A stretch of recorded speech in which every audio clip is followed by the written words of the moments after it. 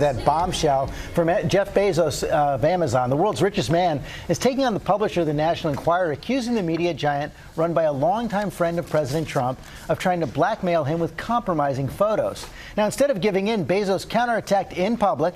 ABC's Lindsay Davis starts us off with the details. Good morning, Lindsay. Good morning, George. A bold move here by the richest man in the world. He's essentially saying, expose me? No, I'll expose you. In addition to accusing the publisher of the National Enquirer of extortion and blackmail, he's also publishing tell-all emails that he says are from AMI as proof.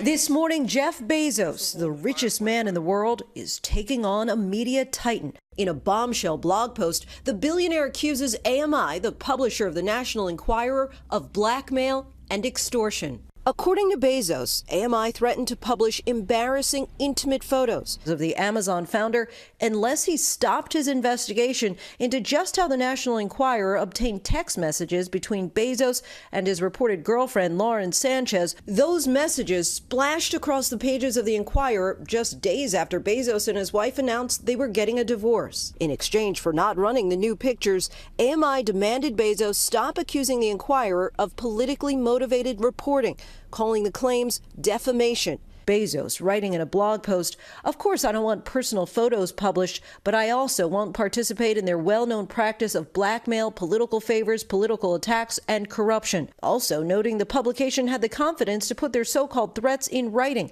He shared an alleged email sent from AMI's chief content officer describing multiple personal photos they had obtained of Bezos, including a below-the-belt selfie, several suggestive photos of Sanchez, and a selfie of Bezos wearing nothing but a white towel and his wedding ring. Bezos, who's worth a reported $137 billion, wrote, "If in my position I can't stand up to this kind of extortion, how many people can?" The National Enquirer has long been known for its shocking headlines and salacious scoops over the years.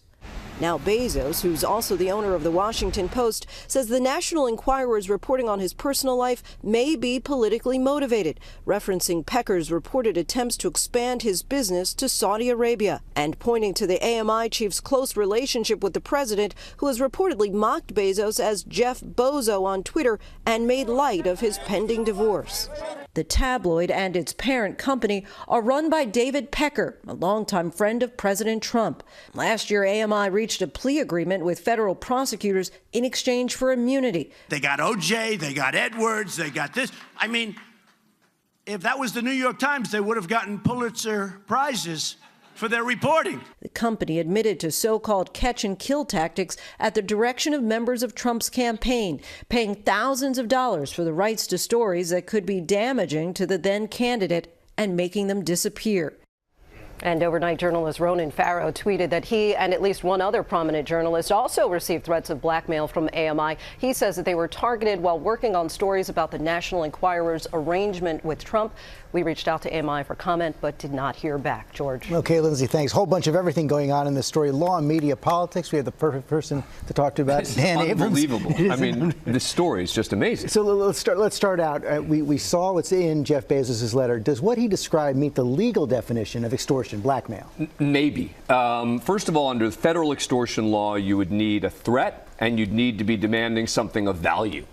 There's a question as to whether this was an overt, specific threat or just a suggestion. There's also a question about whether it was something of value. And also, American media's defense here would be it was a dispute.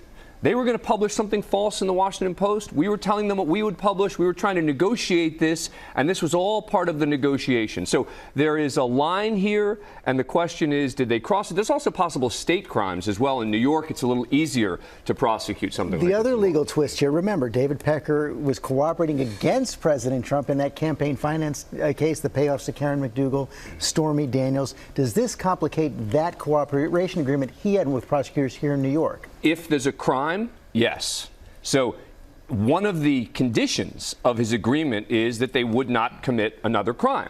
And so if it is determined that this was a crime, this could be a huge problem for his cooperation agreement. But again, that brings us back to question one, which is it a crime? Would they prosecute? You know, again, I think it's a close call. So let's go to the media side of it right now. Bezos has basically dared the National Enquirer to publish those photos. Yeah. What happens next? So I do think there's still copyright issues, which he mentions in his letter as well, which is the person who takes a picture owns the copyright to the photo.